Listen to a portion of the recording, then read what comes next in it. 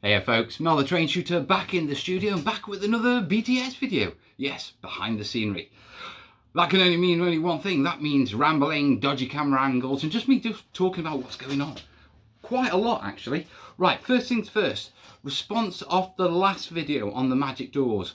Loads of really good ideas. I'd just like to point out, some of you have a very high estimation of my ability to sculpt. With some of the ideas that you could sculpt this on it. Just remember, there's a reason why I use big brushes and not little ones. I'm not that good at little stuff, but I'm going to give it a go. Now, there were mimic ideas, there were portal ideas, you know, doing waves, that sort of stuff, tentacles. There's some really nice ones with the ideas of turning the sides of the doors into trees and doing very much an elven sort of portal, which I really like the idea of. I don't think it'll suit this project, but there's sort of we could definitely do a side tangent on portals, if you know what I mean. Pardon me. You have to excuse me, my pasties repeating on me. You gotta love Greg's pasties, haven't you? That's going to cause more comments that's going to cause more answers in the comments than any question or anything else on this video. Either disgust or pride.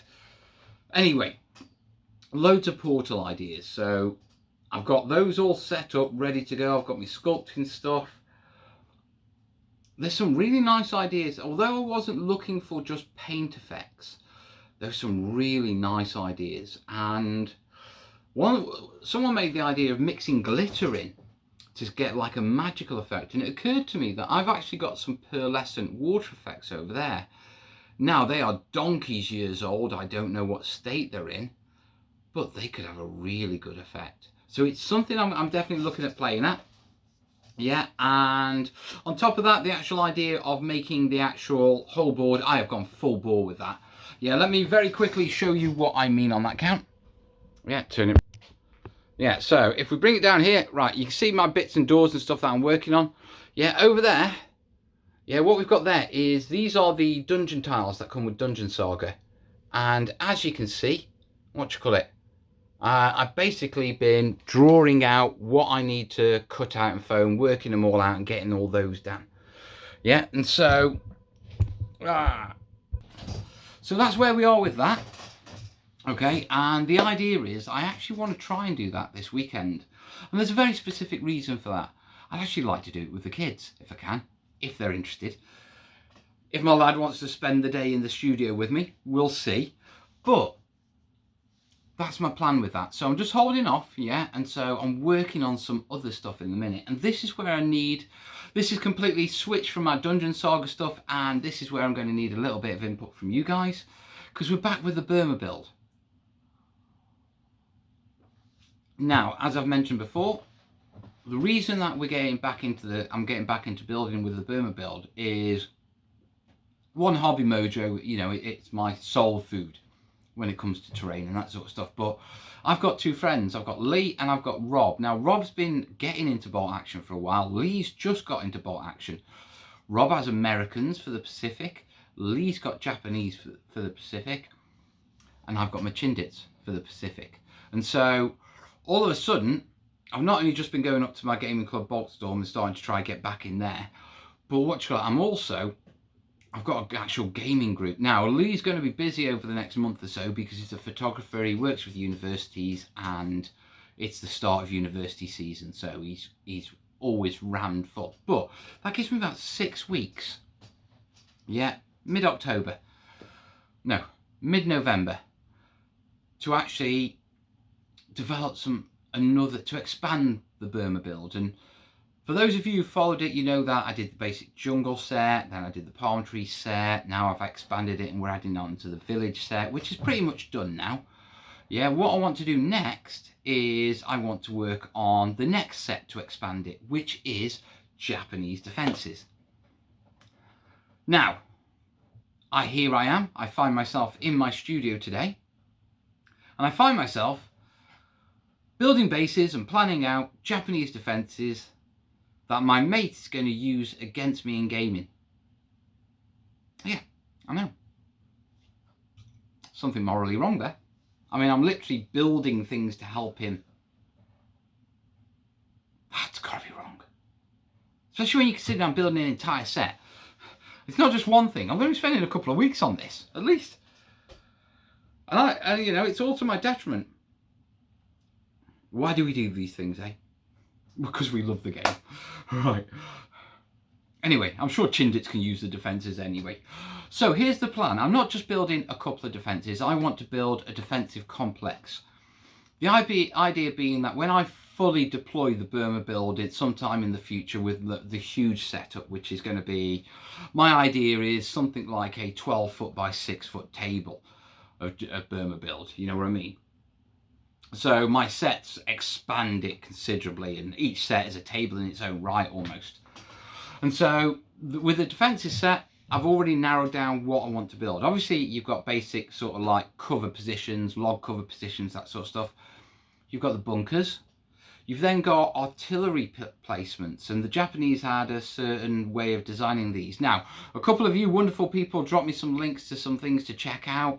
One, Military History Visualized, has a good video on Japanese. But also, I don't know if I've got it in the studio or I left it at home. I think I left it at home. I had picked up an Osprey book. I nipped into town, yeah, and because I knew they had one at my local Waterstones, and I picked up an Osprey book actually on Japanese defences. So on their island defences. So I've got a wealth of information. And there's a specific way they used to design their artillery placements, sort of like a donut with a ring around them and an ammo store, and I quite like it. And I'm thinking I could do 2 halves of it and use them as table edges, and then bring them both together at some point to make one larger piece. So I'm planning about that. There was also like platoon level trench systems, and that's quite extensive. That's going back and doing something much like our trench system. So I want to save that just till the end. Yeah, but what I do want to do is I want to do my, my simple log defences, which I've got all down here. I want to do the artillery position, the 2-piecer that comes together, and I want to do some bunkers. Now here's the question for you, okay, and here's where we are. This is the thing that's challenging me, yeah, and just give me a second, let me grab something. I'm almost back again. Oh, that's all right. Right, a while ago I did some videos on making bunkers, yeah, in the Let's Makes playlist, and some of you will remember this log bunker. Yeah, it's lost its lid. I'm not sure where that is. So, whenever I've built bunkers and stuff in the past, throwing terrain about. It's just terrain, chill. It's built to be thrown about. It is by me anyway. Anyway, when I've been doing bunkers in the past, I've often approached them from the idea of make them tall, give them lids, so you can put models inside them. Now here's the problem with the Burma build. The Burma build is sort of mounds of jungle. Yeah, sort of little mounds. They typically rise between 1 centimetre and 1 inch. Yeah, to sort of get the effect that I'm after. Now for me to make a log bunker that fits within that style, typically the Japanese dug into the ground, so their bunkers were very low level, which makes sense. You know what I mean? You only really need the machine gun slit pointing above ground, yeah? You know, the ground is cover itself, you know, white building embankment. So for me to make bunkers that are capable to actually keep models, I'm going to have to really increase the sort of slopes of the jungle piece, yeah, to sort of make it look like it's buried, which is going to drastically increase the actual footprint of the piece because of the slopes of the side. Yeah, I mean, if you look at this one, yeah, you can see that's a 45-degree slope, and it literally just adds the height of the bunker to the edges. And the Burma build, its slopes are more gentle, but it's also got a rim around it, which I use for the brown, sort of herbs effect that I use to blend with the board. So actually, to get this in a Burma build style, we're going to have to bring it out to like that almost. It's going to be at least another couple of inches either side, and too big. So what I'm thinking, and this is the very first time I've ever done this, is I'm actually thinking of making the bunkers so you can't place models in them. Yeah, so, you know, there is no removable lid. They're just visually bunkers, and then in the game, you know, simply have tokens or something where people can go, there you go, that's that bunker. Those troops are in that bunker. Now, I've never done that before. And for some reason, it's kind of irking me. Yeah. So I want to reach that out to you guys on that one. Yeah. And it does raise sort of this question, okay, of functionality. Do you feel that models need to be able to get inside? Or more importantly, when you're modelling buildings, when you're modelling terrain and that sort of stuff, that models could go inside in the real, if it was real world, do you model them to allow those models to go inside? Or are you like, no, that's cool, I'm more interested in the visual outside piece than actually being able to lift the lid off, put models in? Where's the break for you guys? I mean, for me, I've always made my bunkers so I can remove the lid. Yeah, always. Yeah, I've come to this point where I'm looking at it and it's like, that's really going to spoil the look of the build for the sake of just being able to put some models in it. Do you know what I mean? And I think that's my line, where the functionality spoils the overall effect of the terrain build. You know? I mean, something large and in placement, something like that, as part of a trench system, yeah, I could do that because I'm going to be building that. It's probably going to be on a slight slope. I've got the foam so I can dig deep in and make the bunkers. But small scatter pieces, I can't do that. Everything's got to be technically above ground. So for me, I think that's where the line is. I've reached that line because with pretty much everything else, I've always been able to accommodate troops or something and it still looked good. But because of the way the Japanese built their defences and that sort of stuff, this is much different, okay? And I've reached this, and I just want to see, before I actually start drawing things up, which is my next job, because I've done all these, yeah? And I'll explain these to you. In fact, I'm not going to explain these, because that ruins the video I'm recording, yeah? But I'm curious, what's your line? Where does the functionality, where do you call the line on functionality with putting troops in buildings? I'm curious to know. Right, so I'm going to leave you with that one because I've got tons to do and I'm loving it. It's full steam ahead in the studio today and I'm pretty much free all weekend, so there is no weekend. I'm just going to crack on and do hobby. Yeah, get Netflix on or something like that. There's bound to be some good series I can nail in a weekend.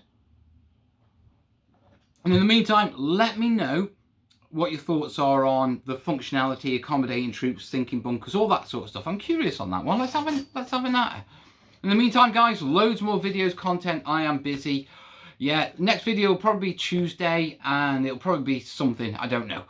Yeah, it'll either be Dungeoneering or it will be Burma Build. Not sure which, but it'll be one of the two, and we'll have a look then. In the meantime, guys, as always, yeah, I'm only here because of your support, and that means the link's down below. And it is appreciated, it does help. So if you're one of those good folks that like seeing me on your screen and bring a smile to your face, you can bring a smile to my face and just click down below. Whether you jump on Patreon, just pledge $1 a month to help keep the cameras going and keep things stable for me, or you just want to send a one-off via PayPal or something off the wish list. It all helps, yeah? So, right now, I appreciate your help. In the meantime, let me know what you think on on the idea of functionality, and I will be back on your screens real soon, folks. All the best, yeah? Ta-da!